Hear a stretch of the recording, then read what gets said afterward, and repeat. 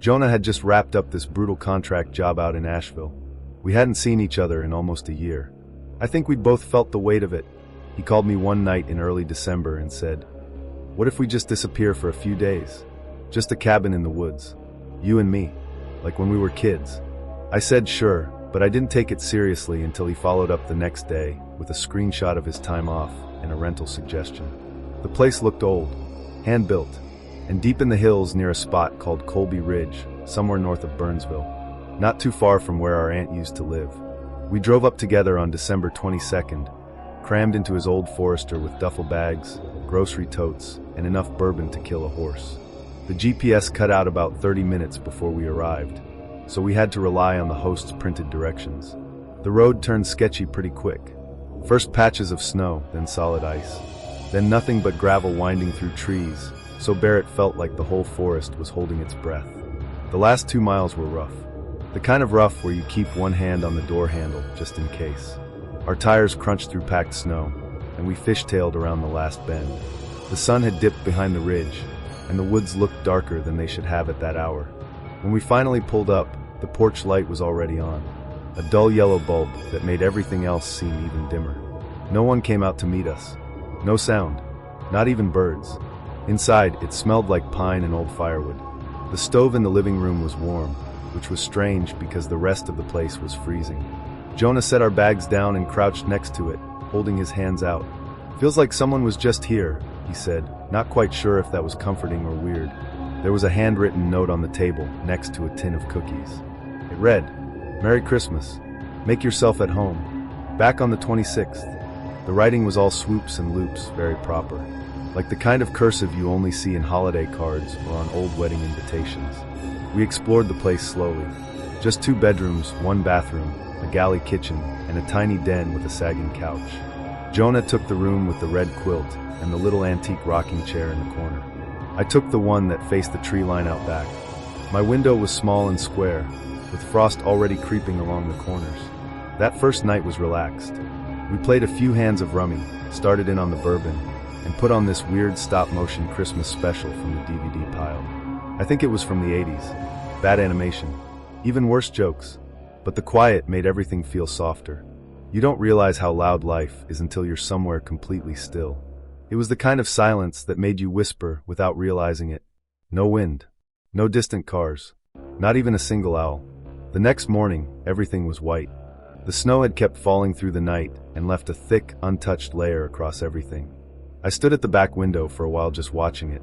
Kind of peaceful. Like the world had been reset overnight. Then I noticed something weird.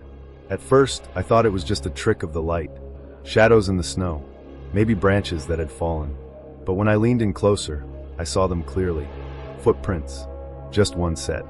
No prints leading up to the cabin. Just starting right beneath the kitchen window and heading out toward the trees. I called Jonah over.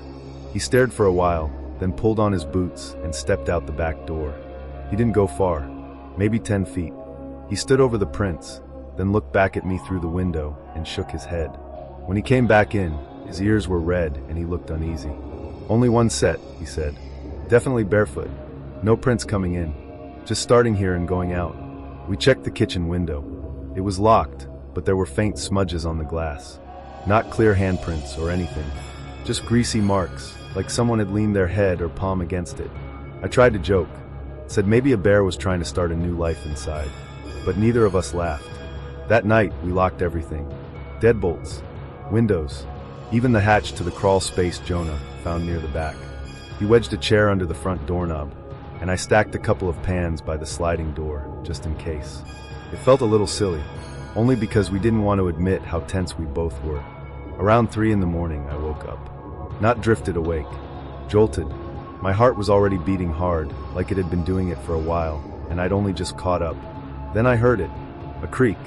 Soft but definite. Floorboards shifting under weight. I held my breath. Listened. Another creak. Closer this time. I sat up, and the cold hit me. Not normal night cold. Deeper than that. Like the kind of chill you feel in your teeth. I whispered Jonah's name. Nothing. I got up, opened my door, and saw that his was wide open. That stopped me in my tracks. The hallway smelled wrong. Like wet laundry left in the machine too long. And under that, a faint burnt smell. like old smoke or ashes. I called for him again, louder this time. He stepped out of the bathroom behind me, rubbing his eyes. "What?" he mumbled. I pointed at his door. "You left it open?" "No," he said. "I shut it after I came out, maybe 10 minutes ago." We turned every light on and checked every inch of the cabin. Closets, under beds, even behind the shower curtain. Nothing. No broken locks. No cracked windows. But near the back door, on the wooden floorboards, were damp spots. Footprints. Bare. Human-sized, more or less. But something was off with the shape. The toes were longer. Or maybe the heel wasn't quite right. Just enough to be wrong. We didn't sleep after that. We just sat by the stove, watching the fire until it went out. Christmas morning, the power cut out before sunrise. Jonah cursed, and we boiled coffee over the stove. Ate cereal out of the box. Dry. Like kids. We tried to play it cool.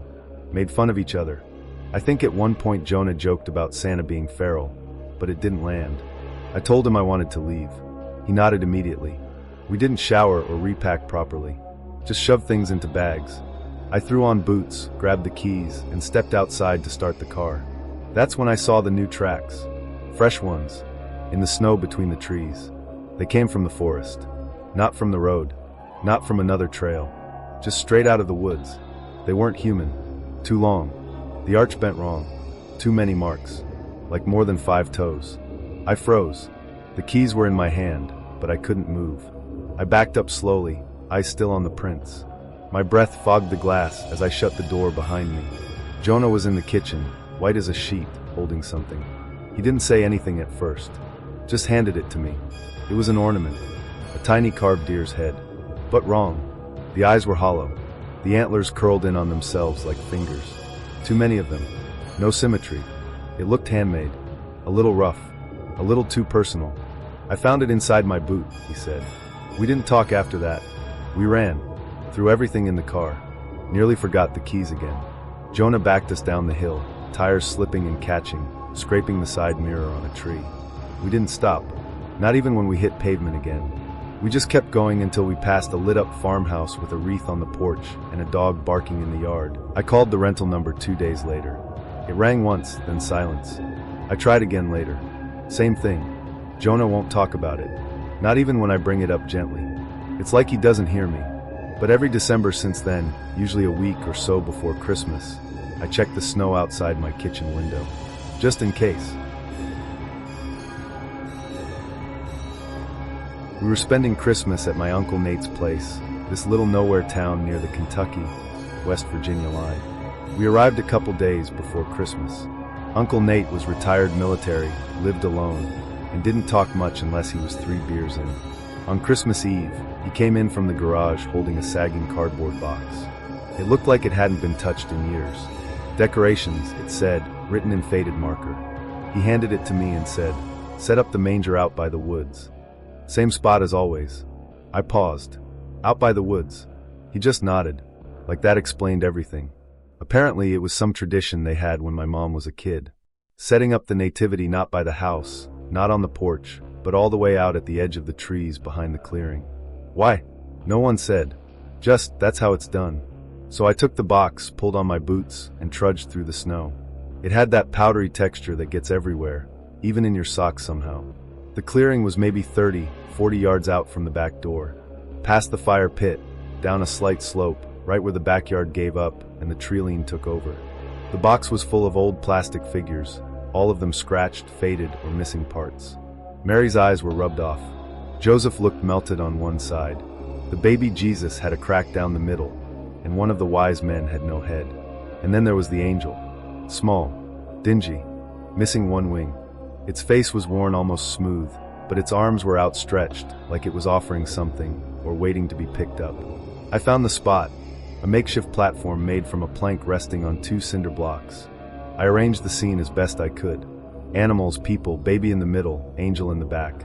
The whole thing looked like it had barely survived a garage sale. I adjusted it a few times, trying to get it to stop tilting, but eventually gave up. My fingers were stiff, and I couldn't feel my nose anymore. Later that night, sometime after 11, the power went out.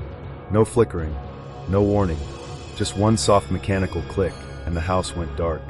Uncle Nate didn't even blink. He grabbed a lantern from the closet like it was routine. "Happens when the wind's up," he said. Then he went to bed. My parents had already turned in, tucked away in the guest room with the door closed. I stayed up in the den, sitting cross-legged by the fireplace, picking at cold sugar cookies.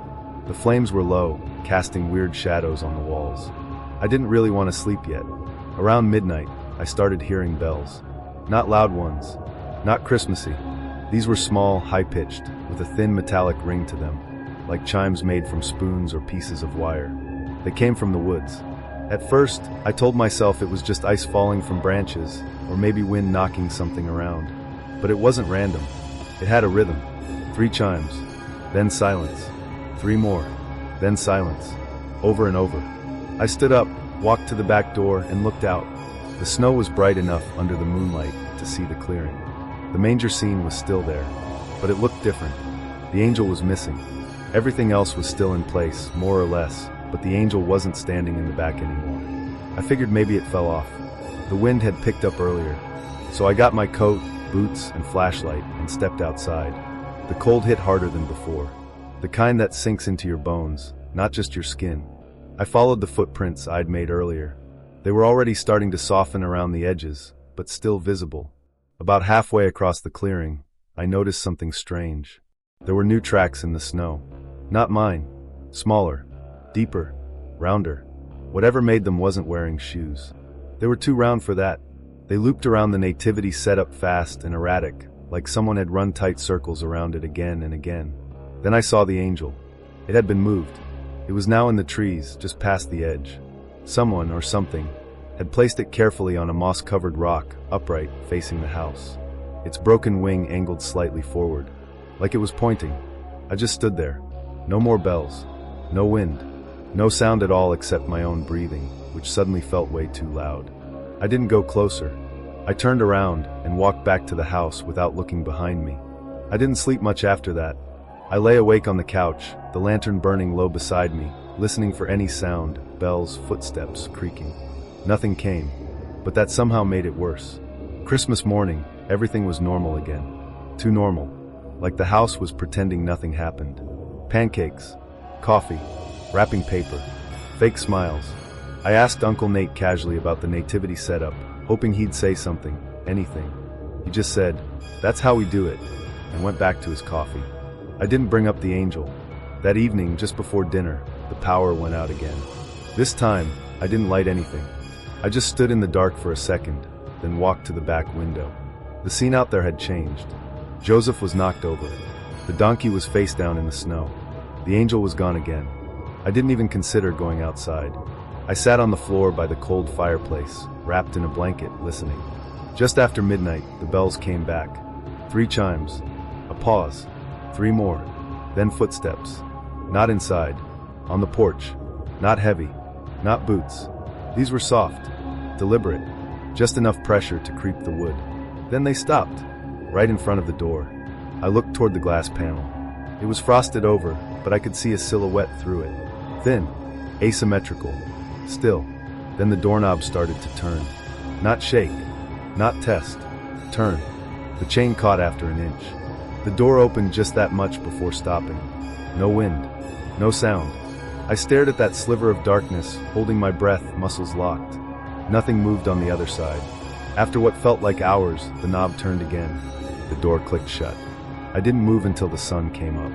The next morning, I walked into the kitchen and stopped cold. The angel was sitting on the table, perfectly still, perfectly upright. Its one remaining wing bent slightly outward, like it was reaching for something, or someone. I called Uncle Nate in. He walked in, looked at it, and went completely pale. He didn't ask where I found it, didn't ask how it got there. He picked it up gently, almost like he didn't want to touch it at all. Then he walked out the back door and into the woods. He didn't say a word. I watched the trees for a long time after he disappeared into them, but he never came back into view. He never said what he did with it. That was our last Christmas there. Now I don't do decorations. I don't play holiday music, and I definitely don't collect figurines.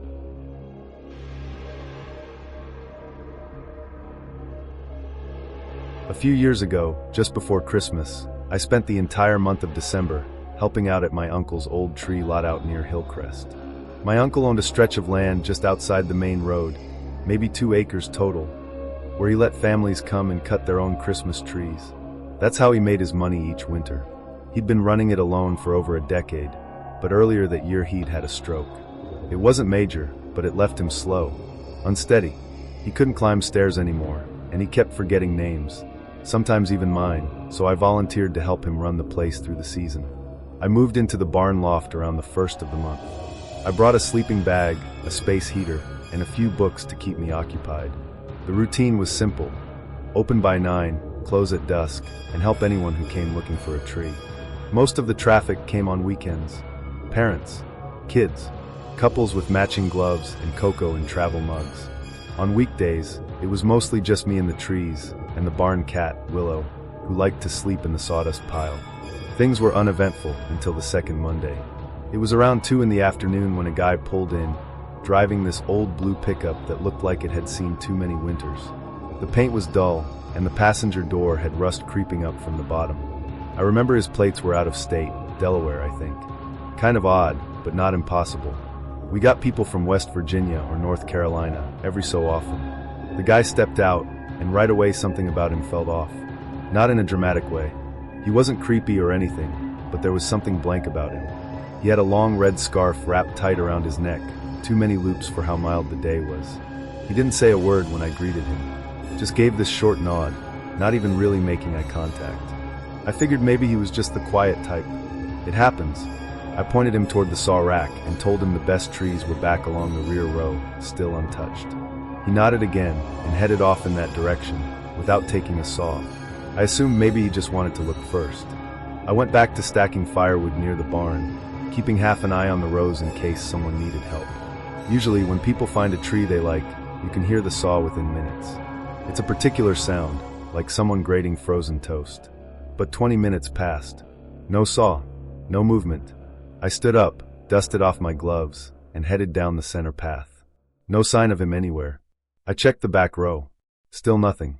The trees stood quiet and still, mist clinging low to the ground like it hadn't decided whether to turn into snow yet. That's when I saw the boot prints. His boots had left a clear trail into one of the rows. I followed them maybe 50 feet in, and then they just stopped. Mid-stride. Not faded. Not scuffed out. Just stopped. I looked around, confused. There was no sign he'd turned or walked off the path. The ground was soft with frost, and the trees were spaced just far enough apart that it would have been obvious if he'd stepped off in another direction. But there was nothing. Just 2 last prints in the dirt. Like he disappeared right there. I called out a couple of times. No answer. Eventually, I circled the lot and walked the full perimeter. No movement. No sound, except for a few birds overhead. His truck was still there, parked right by the entrance. That night, I called the sheriff's office. I wasn't panicking or anything, but it was strange enough to mention. A deputy came by, Simmons, I think his name was. He was calm, maybe a little too casual. He walked the same path I had, looked at the prints, and said something like, "Could have wandered off to pee and got turned around. That happens out here." I wanted to argue, but what was I going to say? That the man's footprints vanished like a magician? I just nodded and let him write it up. He took the plate number and told me to lock up for the night. I did. Locked the barn. Turned off the lights. Tried not to dwell on it. The truck was still there when I went to bed, but the next morning it was gone. No engine noise. No gravel crunch. I even checked the old gate camera we'd mounted the year before, just above the drive. It recorded everything fine until midnight. Then static, all the way through until just after 3. When the feed came back, the truck was gone and the road was clean. That would have been enough to raise every hair on my neck, but that wasn't the end of it. Later that afternoon, I went back to the tree row where I'd seen the prints, hoping maybe I'd missed something. Instead, I found one of the trees near the end had deep scratches all around the base. Not saw marks. These were wild and uneven, like someone had clawed at it with their bare hands. The bark was peeled back in strips. The wood underneath looked raw, almost bruised. On the ground nearby, half buried in pine needles, was the scarf. The same one the man had been wearing. Red. Still knotted. I threw it in the trash and didn't tell anyone. The next few days were strange in a quieter way. Every morning, it felt like the layout of the rows had shifted slightly. The main path through the trees seemed to tilt just a little, like it no longer lined up with the barn doors. Once, I found the gate hanging open, even though I was sure I'd locked it. And on Wednesday, I spotted a trail of small, bare footprints leading from the barn door into the woods. No return prints, just a straight line into the trees. I didn't sleep much after that. Then came the 23rd. That morning, I walked out to open up and found every saw missing. The rack was completely empty. No sign of forced entry. No broken locks. I searched the barn twice, checked the shed, even looked under the porch. Nothing. I was about to give up when I remembered the clawed tree. I walked back to it and stopped cold. It had been wrapped top to bottom in thin, frayed cloth strips, tied tight around every branch, every stub. Some were soaked through and stuck to the bark like bandages. The knots were perfect, clean, deliberate. Not windblown. Not rushed. I didn't get close enough to smell what they were wet with. I called my uncle that night, heart hammering, trying not to let it show in my voice. I asked if anything weird had ever happened out at the lot before. There was a long pause. Then he just said, "Yeah," quietly, like he didn't want to remember. When I pressed, he said, "Don't go out there after dark," and hung up. That night, I locked the barn up tight, pulled every bolt, turned off all the lights. I sat in the loft wrapped in 2 blankets, with Willow curled up beside me. Around 2 a.m., I heard the bell at the gate ring once. Just once. Then footsteps. Quick ones. Not heavy boots, more like light skips. They circled the barn fast. Once. Twice. Then nothing. A few seconds later, they started again. Same pattern. Opposite direction. I didn't move. Didn't even breathe loud. I just lay there frozen, trying to hear where they'd stop. When the sky finally started to lighten, I got up, opened the barn door, and stepped out. Every tree on the lot had been stripped. That was it for me. I packed my stuff, locked the barn, left the keys under the mat, and drove 6 straight hours without stopping. My uncle never called. The lot never reopened.